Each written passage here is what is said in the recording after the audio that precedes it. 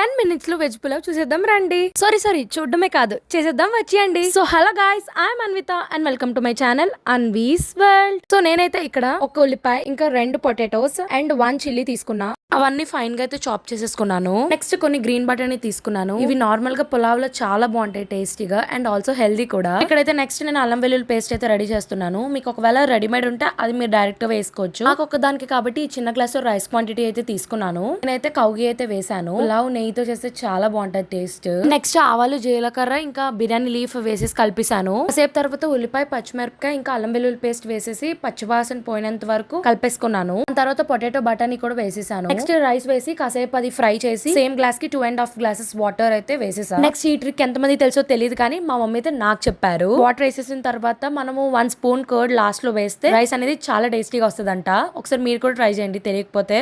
ఏదో తక్కువైంది అనుకున్నాను. లాస్ట్ కి ఉప్పు వేయడం మర్చిపోయాను. ఏం చేస్తాము, ఫైనల్లీ పులావ్ అంతా అయిపోయినాక ఉప్పు వేసాను. ఫైనల్లీ మన పులావ్ అయితే రెడీ అయిపోయింది. మీ అందరికి చిన్న విషయమే అవ్వచ్చు, బట్ నాకైతే చాలా పెద్ద విషయం. బికాస్ నాకు జీరో నాలెడ్జ్ అబౌట్ వంటలు. ఫస్ట్ టైం చేసినా సరే చాలా బాగా వచ్చింది టేస్ట్ అయితే. ఇంకా లాస్ట్ లో కర్డ్ తో కూడా కలుపుకొని తినేసాను. ఇంక ఈ వీడియోకి అంతే, బాయ్ బాయ్.